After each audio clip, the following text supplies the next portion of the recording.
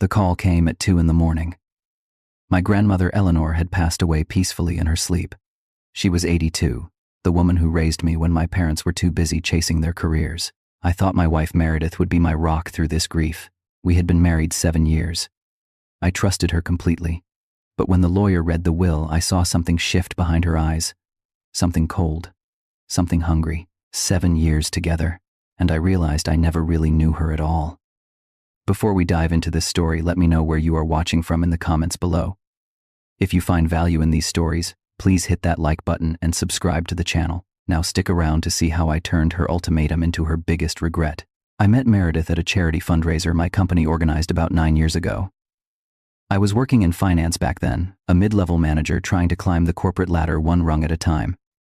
Nothing fancy, just a steady job with decent pay and good benefits. The kind of life my parents always wanted for me. She was working the event, coordinating everything behind the scenes. I noticed her the moment she walked into the ballroom. Auburn hair pulled back in a simple ponytail, a warm smile that seemed genuine, and this way of making everyone around her feel important. When our eyes met across the room, she did not look away. She walked straight up to me and asked what I did for a living. Most people at those events wanted to talk about themselves. Meredith wanted to listen. She asked questions about my work, my dreams, my family. She laughed at my terrible jokes. By the end of the night, I had her phone number written on a cocktail napkin, and my heart was beating faster than it had in years. We dated for 2 years before I proposed. Those were the good years. She would cook dinner for us on Friday nights, this amazing pasta dish her grandmother taught her. We would watch old movies on the couch, her head resting on my shoulder. She told me I was the most thoughtful man she had ever met. She said she felt safe with me. I believed every word. After the wedding, we moved into a small apartment downtown. Nothing extravagant, just a one-bedroom place with a tiny balcony overlooking the city. Meredith decorated it with plants and photographs of us together. She made it feel like home. That first year of marriage, I thought I was the luckiest man alive. Looking back now, I can see the small things I ignored. The way she would flip through magazines and sigh at the luxury homes we could not afford. The questions about my salary, my bonuses, my chances for promotion. When her friends came over, she would mention how Jennifer just bought a new car or how Amanda was renovating her kitchen. I thought she was just making conversation. I thought it was normal for a wife to think about these things. I was blind. My grandmother Eleanor was a different kind of woman entirely. She grew up during harder times, married young, and lost my grandfather to cancer when she was only 43 years old. Instead of falling apart, she picked herself up and built a real estate business from nothing. By the time she retired, she owned properties across 3 states. She was tough as nails. But with me, she was always gentle. When my parents traveled for work, which was often, I stayed with Grandma Eleanor. Her house smelled like lavender and fresh-baked cookies. She taught me how to play chess on rainy afternoons, letting me win just enough to keep me interested. She told me stories about her business deals, the risks she took, the lessons she learned. One thing she always said stuck with me: money is a tool, not a master. Never let anyone control you through it. Every summer until I turned 18, we would work in her garden together. She had this vegetable patch in the backyard, tomatoes and peppers and herbs. We would kneel in the dirt side by side, and she would tell me that growing things taught you patience, that the best rewards come to those who tend their soil carefully. She was the only person I could tell anything to. When I was struggling at work, I called her. When I was nervous about proposing to Meredith, I drove 4 hours to ask her advice in person. She hugged me and said she was happy for me, but something flickered across her face. Something I did not understand at the time. 2 years before she died, doctors found problems with her heart. I started visiting more often, driving down every other weekend to check on her. Meredith rarely came with me. She always had excuses. A headache, a work deadline, plans with friends she could not cancel. I told myself she was just busy. I made excuses for her the way you do when you love someone. During one of my visits, Grandma Eleanor took my hand and looked at me with those sharp blue eyes of hers. She said, "Be careful who you trust with your heart and your wallet." I laughed it off, thinking she was just being an overprotective grandmother. I wish I had listened more carefully. When the hospital called that night to tell me she was gone, I drove through the rain with tears blurring my vision. The roads were slick and dangerous, but I did not care. I just needed to get there. I needed to see her one last time. She looked peaceful when I arrived, like she was just sleeping. The nurses said she went quietly, no pain, no struggle. I held her cold hand and told her I loved her, even though she could not hear me anymore. The funeral was 3 days later. Family came from all over the country. Old business partners, neighbors who remembered her kindness. I stood at the front and read the eulogy I had written the night before, my voice cracking on every other sentence. Meredith stood beside me, her hand on my back. But when I looked at her face, I noticed her eyes were dry. She was not crying. She was scanning the crowd, studying the other mourners as if calculating something. I pushed that thought away. Grief does strange things to your mind. I told myself I was imagining things. I was not imagining anything. 2 weeks after we buried my grandmother, the family gathered at the law office of Douglas Patterson.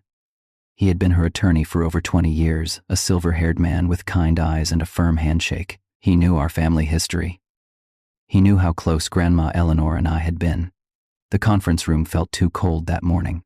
My cousins sat on one side of the long table, distant relatives I only saw at holidays and funerals. Meredith sat next to me, her hand resting on my knee. Douglas opened a leather folder and began reading the will. Most of the smaller bequests went first. Jewelry to my aunt, a vintage car to my uncle, donations to charities Grandma Eleanor had supported for decades. Then Douglas paused, adjusted his glasses, and looked directly at me. To my grandson Archer, she had written, "I leave the remainder of my estate, including all financial accounts, investments, and properties not otherwise designated. The total value at the time of this reading is approximately $2.3 million. The room went silent. I felt the air leave my lungs. $2.3 million. I had no idea she had accumulated that much. I never asked about her money. I just loved her for who she was. Douglas explained that Grandma Eleanor had specified me as the primary beneficiary because I was the one who stayed close to her in her final years, the one who visited, the one who called, the one who cared. I barely heard the rest of the meeting. My mind was spinning with memories of her face, her voice, her hands covered in garden soil. This money did not feel like a gift. It felt like a responsibility, a sacred trust from a woman who believed in me. On the drive home, Meredith was unusually quiet. When we pulled into our parking garage, she finally spoke. "So, $2.3 million. That is a lot of money, Archer." I nodded, still lost in my thoughts. She reached over and squeezed my hand. "This is amazing, honey. We can finally have the life we deserve." Something about the way she said "we" and "deserve" made my stomach tighten. But I brushed it aside. She was my wife. Of course she would be excited about our future. That night, Meredith could not stop talking about possibilities. A bigger apartment, a house in the suburbs, a luxury vacation to Europe, a new car to replace her aging sedan. I listened quietly, feeling more and more uneasy with each suggestion. I told her I wanted to take things slow. The money was not even transferred yet. I needed time to grieve, to think, to figure out the right thing to do. She nodded, but I saw the flicker of impatience in her eyes. Over the next few weeks, her behavior changed in ways I could not ignore. She started sending me links to mansions for sale properties worth over $1 million. She browsed luxury car websites at the dinner table, showing me pictures of vehicles that cost more than our annual income. When I said we should be careful with our spending, she would go quiet and sulk for hours. One afternoon, I came home early from work and heard her on the phone with a friend. She did not know I was listening from the hallway. Finally, she was saying, "I can quit that boring job. We are set for life now." I had never heard her talk about quitting her job. When I asked her about it later, she laughed and waved her hand. "Oh, I was just joking around with her. You know how girls talk." But I did not know. Not anymore. The real warning signs came when I noticed what she was reading. One evening, her laptop was open on the kitchen counter. The browser showed articles about marital property laws, community property states, and how inheritance is divided in divorce. My blood ran cold. Why would she be researching that? When I confronted her, she said she was just curious, just wanted to understand our finances better. She accused me of being paranoid, of not trusting her. She cried and said I was treating her like a stranger after 7 years of marriage. I apologized. I always apologized. That was the pattern I had fallen into without realizing it. The first real fight happened on a Sunday evening. I mentioned that I wanted to use part of the inheritance to create a scholarship fund in my grandmother's name, something to help students from struggling families get an education. It was what she would have wanted. Meredith slammed her glass down on the table. "You want to give away our money to strangers? Are you serious right now?" I corrected her gently. "It is my inheritance, Meredith. And Grandma would have wanted this." Her face twisted into something I barely recognized. "So you do not trust me? After everything I have done for this family, after 7 years of standing by your side," she cried. She listed all her sacrifices, real and imagined. She called me selfish, ungrateful, cold. By the end of the night, I was apologizing again, even though a voice in my head was screaming that I had done nothing wrong. We went to bed without speaking. I lay awake for hours, staring at the ceiling, wondering how we had gotten here. A few days later, I met my best friend Grant for drinks. We had known each other since college, and he was the one person I could be completely honest with. Over beers at our usual bar, I told him everything. The research on her laptop, the fights, the constant pressure about money. Grant listened without interrupting. When I finished, he took a long sip of his drink and looked me straight in the eyes.